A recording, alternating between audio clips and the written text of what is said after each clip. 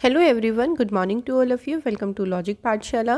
आज के इस वीडियो में हम कवर करेंगे 13 मई के इम्पॉर्टेंट करंट अफेयर्स के क्वेश्चंस। इस वीडियो का जो पीडीएफ है फ्रेंड्स वो आप लोगों को मिल जाएगा टेलीग्राम से, जिसका लिंक दिया गया है डिस्क्रिप्शन बॉक्स में। तो चलिए आज के इस इम्पॉर्टेंट सेशन को शुरू करते हैं एक मोटिवेशन कोट से। Believe you can and you are halfway there. जब आप अपने ऊपर विश्वास करेंगे, अपने ऊपर ट्रस्ट करेंगे, तो आप ये समझ लीजिए कि आपकी जो भी मंजिल है आप उसके आधे रास्ते तक पहुंच गए हैं। तो इसलिए खुद पर विश्वास करना बहुत ज़रूरी है। कोई भी वर्क आपने शुरू किया हो, आप खुद पर विश्वास करें कि उस वर्क को आप कंप्लीट कर सकते हैं, तभी आप उसमें सक्सेस हो पाएंगे। तो चलिए शुरू करते हैं क्वेश्चन नंबर फर्स्ट से। Which country became the first Asian country join NATO cyber defence group? तो नाटो का साइबर डिफेंस ग्रुप में शामिल होने वाला पहला एशियाई देश कौन सा बन गया है? सही आंसर यहाँ पे हो जाएगा, देखिए south Korea is the correct answer. अच्छा, साउथ कोरिया में अभी जो प्रेसिडेंट है उन्होंने अभी अपनी प्रेसिडेंट पद पे शपथ ली है, तो उनका नाम ध्यान रखिएगा, यून सियोक यूल। रिसेंटली इन्होंने अपने प्रेसिडेंट पद के लिए जो है वो शपथ ली है। South Korea's national intelligence service is join as a contributing participant in the NATO's cooperative cyber defence centre of excellence. तो दक्षिण कोरिया की जो राष्ट्रीय खुफिया सेवा है ना, उसने नाटो की जो cyber defence centre of excellence है वो उसके कंट्रीब्यूटिंग पार्टिसिपेंट के रूप में जो है वो उसमें शामिल हुआ है। तो ये हमें जो है इससे ध्यान रखना है। इसके अलावा देखिए अभी लॉक्ड शील्ड 2022 एक एक्सरसाइज हुई थी, उसमें साउथ कोरिया ने भी पार्टिसिपेट किया था। It is the largest and most complex annual international live fire cyber defence exercise in the world. तो ये भी आप लोग ज़रा थोड़ा सा ध्यान रखिएगा। अब बात करते हैं थोड़ी सी नाटो के बारे में, जिसकी फुल फॉर्म है नॉर्थ एटलांटिक ट्रीटी ऑर्गेनाइजेशन, जिसे हम नॉर्थ एटलांटिक अलायंस के नाम से भी जानते हैं। ये एक इंटर गवर्नमेंटल मिलिट्री अलायंस है और इसमें 30 मेंबर स्टेट्स हैं, जिसमें 28 हैं यूरोपियन स्टेट्स। इसकी शुरुआत हुई थी 1949 में और इसका हेडक्वार्टर है ब्रुसेल्स, बेल्जियम में। नेक्स्ट हमारा क्वेश्चन है फ्रेंड्स, देखिए Yuri एब्रवेख passed away in May 2022. He related to which of the following games? तो हमें बताना है कि ये कौन से गेम से इनका संबंध है। सही आंसर हो जाएगा यहाँ पे चेस। तो इनका संबंध कौन से स्पोर्ट से है? चेस से। ही वॉज 100 ईयर ओल्ड, तो वे 100 साल के थे और सबसे आप कह लीजिए उम्र तक पहुंचने वाली ये पहले ग्रैंड मास्टर थे। यानी इतनी उम्र अभी तक किसी भी ग्रैंड मास्टर ने मतलब इतना नहीं जिया है, आप ऐसे सोच लीजिए। तो सबसे ज़्यादा उम्र के तक पहुंचने वाले ये पहले ग्रैंड मास्टर थे। 1954 में इन्होंने सोवियत चैम्पियनशिप को जीता था। He was awarded the grandmaster title by the International Chess Federation, जिसे अब वर्ल्ड चेस फेडरेशन के नाम से जो है वो जाना जाता है। कुछ और ऑबिटरीज की बात करते हैं फ्रेंड्स। तो देखिए फॉर्मर केनियन प्रेसिडेंट जिनका नेम है मबाई किबाकी, इनका भी हाल ही में निधन हुआ था। तो यहाँ से क्वेश्चन देखो कैसे बनेगा, इनका नाम दे देंगे और आपसे इनकी कंट्री पूछ लेंगे, तो आपका तब आंसर क्या हो जाएगा? केन्या। इसके अलावा देखिए M Vijayan who led the foundations of protein crystallography in India, इनका भी हाल ही में निधन हुआ। केन तनाका जो कि वर्ल्ड की ओल्डेस्ट पर्सन थी, इनका जो है निधन हुआ in Japan. Legendary Odia singer and music director Prafulla Kar passed away. तो ओबिटरीज से भी फ्रेंड्स आपके एक आध क्वेश्चन एग्जाम में बन रही हैं, तो इस टॉपिक को भी आप लोग ज़रूर कवर करें।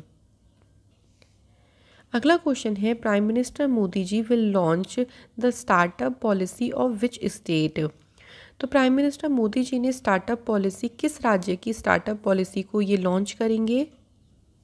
सही आंसर है यहाँ पे Madhya Pradesh is the right answer. तो प्राइम मिनिस्टर मोदी जी जो है वो मध्य प्रदेश की स्टार्टअप पॉलिसी को लॉन्च करेंगे, या ये भी पूछ सकते थे कि मध्य प्रदेश की जो स्टार्टअप पॉलिसी है इसे लॉन्च कौन करेंगे? The answer is Madhya Pradesh. He will also address the startup community during the Madhya Pradesh startup conclave, जो कि कहाँ पे हो रही? इंदौर में। तो इंदौर में जो आयोजित हो रही मध्य प्रदेश कॉन्क्लेव के दौरान इन्होंने स्टार्टअप कम्युनिटी को भी ये संबोधित करेंगे। ही विल ऑल्सो लॉन्च, देखिए मध्य प्रदेश स्टार्टअप पोर्टल को भी ये लॉन्च करेंगे ताकि जो स्टार्टअप इकोसिस्टम है उसको प्रमोट करने में मदद मिल सके। मध्य प्रदेश से कुछ और न्यूज़ की बात करते हैं फ्रेंड्स। यहाँ पे सीएम है शिवराज सिंह चौहान और मंगूभाई छगन भाई पटेल हैं यहाँ के गवर्नर। मध्य प्रदेश की सरकार ने देवन्या स्कीम शुरू करी यहाँ पे आयुर्वेदा को प्रमोट करने के लिए। युवा शक्ति कोरोना मुक्ति अभियान शुरू किया गया, यहाँ पे अंकुर स्कीम को शुरू किया गया और मध्य प्रदेश के चीफ मिनिस्टर के द्वारा होशंगाबाद का नाम बदल के नर्मदापुरम किया गया। फेमस मांडू फेस्टिवल की शुरुआत भी हुई मध्य प्रदेश में। तो ये हमें ध्यान रखनी है फ्रेंड्स मध्य प्रदेश से।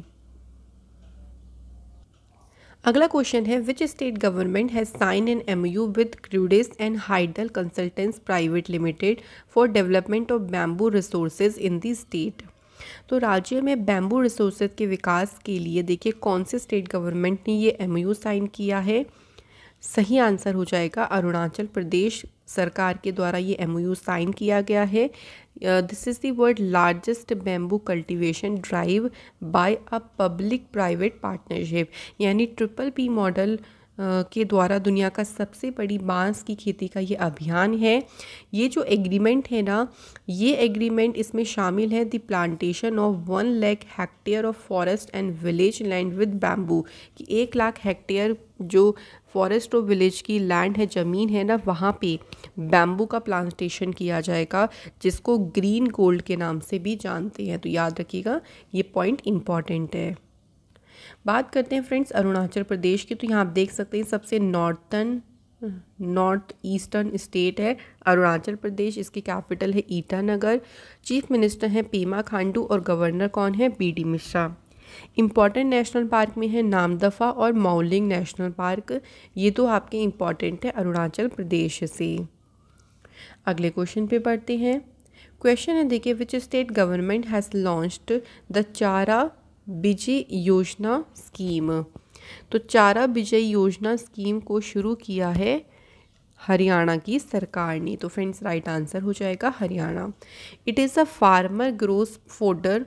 देखिए 10 एकड़ ऑफ लैंड जो कि काउ शेड्स के अराउंड में रहेगा, तो वहाँ पे जो चारा है उसको ग्रो किया जाएगा and provide its to them through mutual constant. और इसके लिए जो स्टेट गवर्नमेंट है ना, वो फार्मर्स को फाइनेंशियली सहायता भी देगी एट दी रेट ऑफ ₹10,000 पर एकड़। तो 1 एकड़ के हिसाब से 10,000 का जो अमाउंट है वो डायरेक्टली उनके बैंक अकाउंट में ट्रांसफ़र कर दिया जाएगा, जिससे उनको मदद मिलेगी ताकि वो अपने फील्ड पे चारे को ग्रो कर सकें। हरियाणा की बात होती है तो देखिए यहाँ पे आप देख सकते हैं इस तरीके से है हरियाणा स्टेट, और 1 नवंबर 1966 को ये इसको पूर्ण राज्य का दर्जा मिल गया था।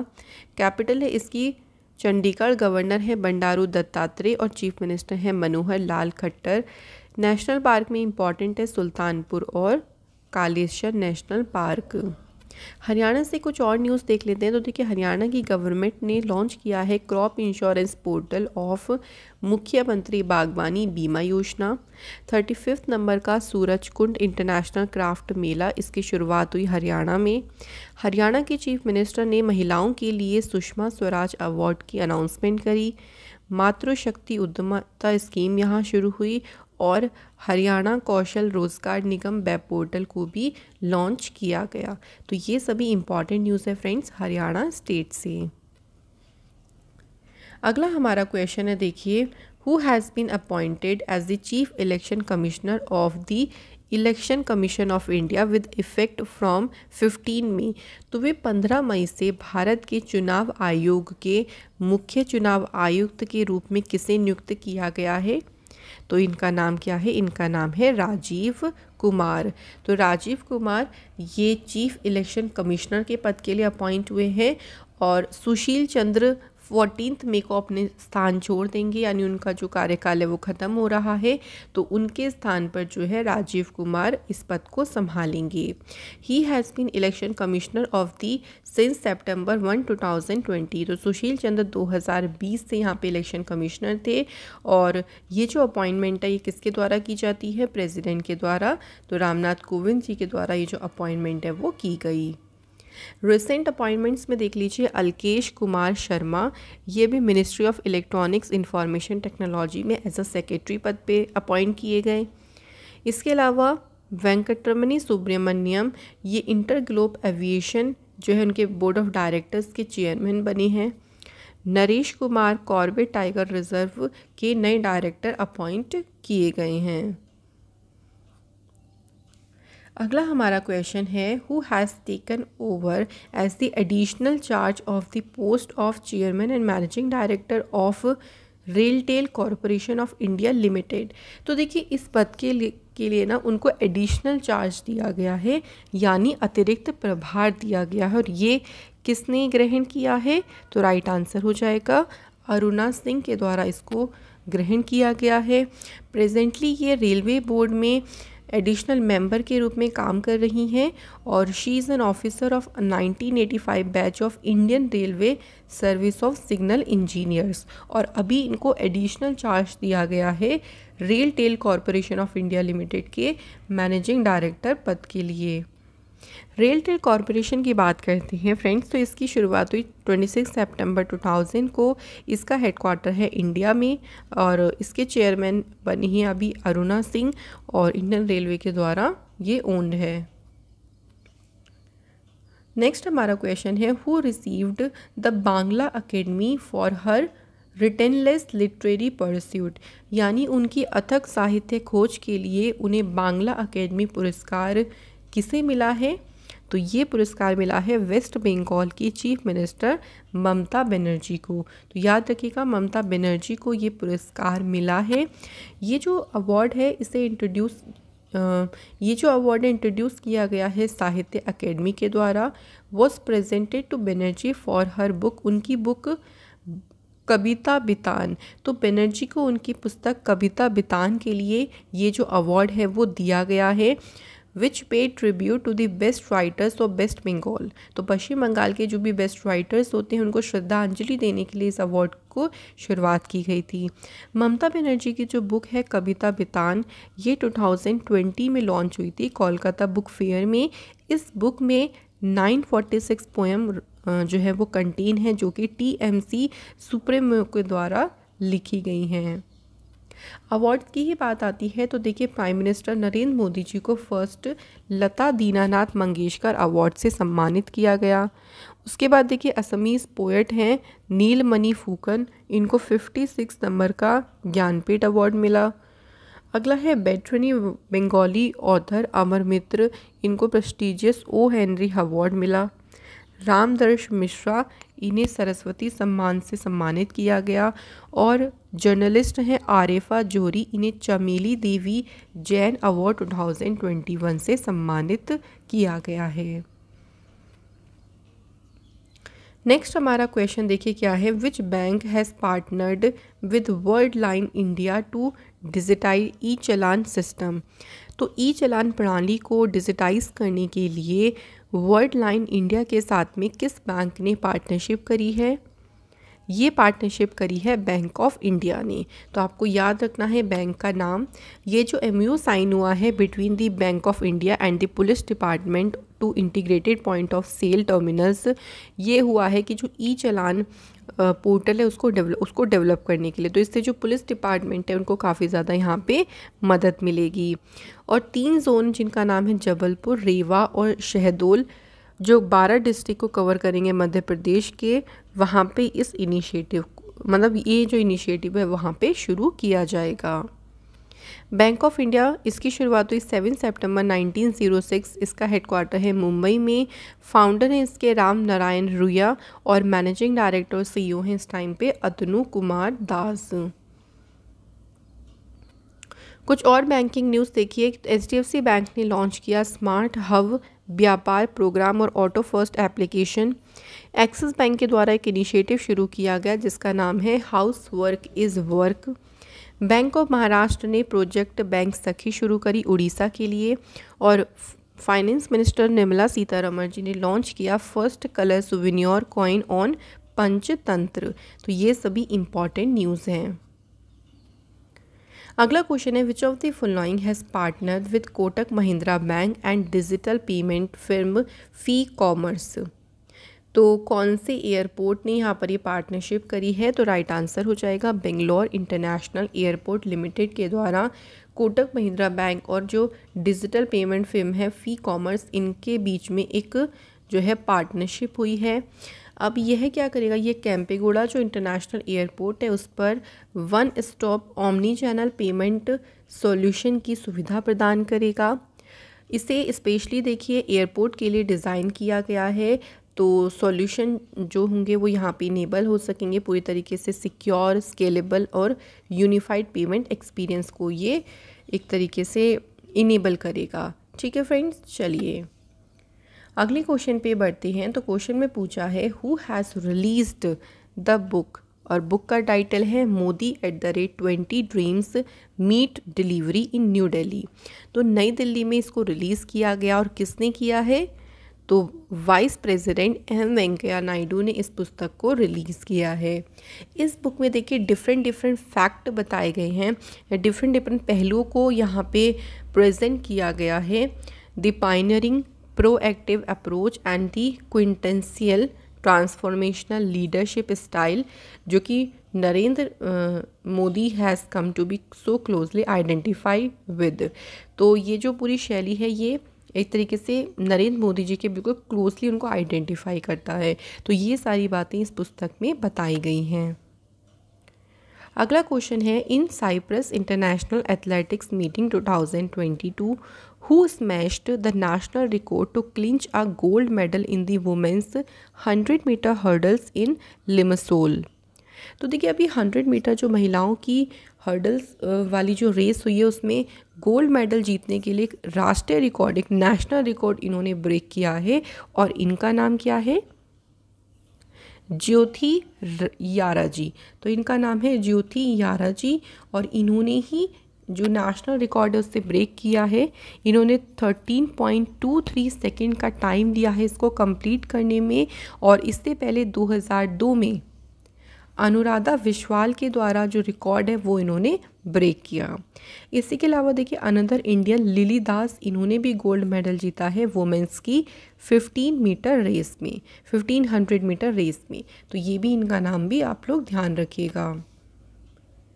बात करते हैं कुछ स्पोर्ट्स न्यूज़ की। तो देखिए मिताली राज बनी है पहली वुमेन क्रिकेटर जो 6 क्रिकेट वर्ल्ड कप में अपीयर हुई। स्ट्रेंजा मेमोरियल बॉक्सिंग टूर्नामेंट में निखत जरीन और नीतू ने गोल्ड जीता भारत के लिए। पूजा जातियान ये पहली इंडियन बनी जिन्होंने पैरा आर्चरी वर्ल्ड चैंपियनशिप में सिल्वर मेडल जीता है। राफेल नदाल ने मैक्सिकन ओपन 2022 जो टाइटल है वो जीता।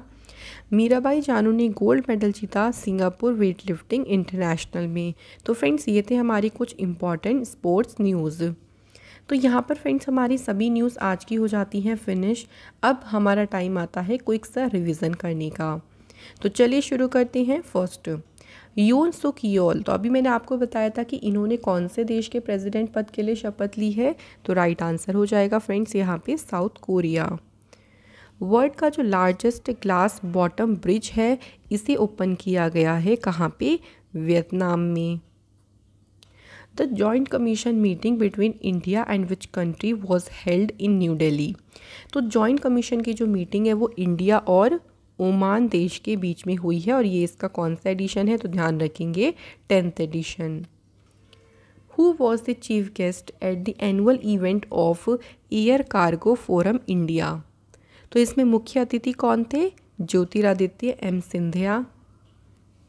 Who among the following ministers has inaugurated the first center of excellence for khadi? सही आंसर हो जाएगा यहाँ पे देखिए नारायण रानी। अगला क्वेश्चन, कौन से यूनियन मिनिस्टर हैं जिन्होंने रिप्रेजेंट किया है इंडिया को at the inter solar Europe 2022 exhibition for the solar industry. तो इसमें भारत का प्रतिनिधित्व किया है भगवंत खुबा ने। The Atal Innovation Mission and Niti Aayog have launched the Dash Playbook for Science-Based Entrepreneurs। तो प्लेबुक का नाम क्या है? एम प्राइम जो है प्लेबुक का नाम है। इसके बाद देखिए कौन से स्टेट की गवर्नमेंट ने सेकंड फेज शुरू किया है लाडली लक्ष्मी स्कीम का, तो यहाँ पे स्टेट हो जाएगा मध्य प्रदेश। कौन से बैंक ने express car loan industry first digital new car loan को लॉन्च किया है, तो फ्रेंड्स यहाँ पे बैंक का नाम हो जाएगा HDFC बैंक। और HDFC बैंक की शुरुआत हुई 1994 में। इसका जो हेडक्वार्टर है वो है मुंबई में। ये थे फ्रेंड्स हमारे इंपॉर्टेंट क्वेश्चंस। कल मैंने आप लोगों से फर्स्ट क्वेश्चन पूछा था कि जो इंडियन नॉर्डिक समिट है इसको होस्ट किसने किया है, तो डेनमार्क ने इसे होस्ट किया है। बिल्कुल सही आंसर है। सेकंड क्वेश्चन था कि who will be the official country of the honour at Cannes Marché du film festival, तो कंट्री का नाम क्या हो जाएगा, India is the right answer. तो फ्रेंड्स आप सभी ने करेक्ट आंसर दिए हैं, थैंक यू सो मच। आज की कमेंट है Pallavi Kumari, Biplav Kumar and Priyanka Priyadarshini. Thank you so much guys आप लोगों के कमेंट करने के लिए। आज का क्वेश्चन देखिए पहला, कौन सी 2 स्टेट्स हैं जिन्होंने आपके लिए एक समझौते पे हस्ताक्षर करे हैं जो कि एक यूनिक नॉलेज शेयरिंग एग्रीमेंट है। उसके बाद सेकंड क्वेश्चन है वर्ल्ड अर्थ डे यानी विश्व पृथ्वी दिवस कब मनाया जाता है, और साथ ही में फ्रेंड इसकी थीम के बारे में भी आप लोग ज़रूर बताइएगा। तो ये थी आज की हमारी क्लास। मैं आशा करती हूँ कि आज की क्लास के भी सभी कॉन्सेप्ट आपको क्लियर हो गए होंगे अच्छे से। अगली वीडियो में मिलेंगे। Thank you so much for watching this video.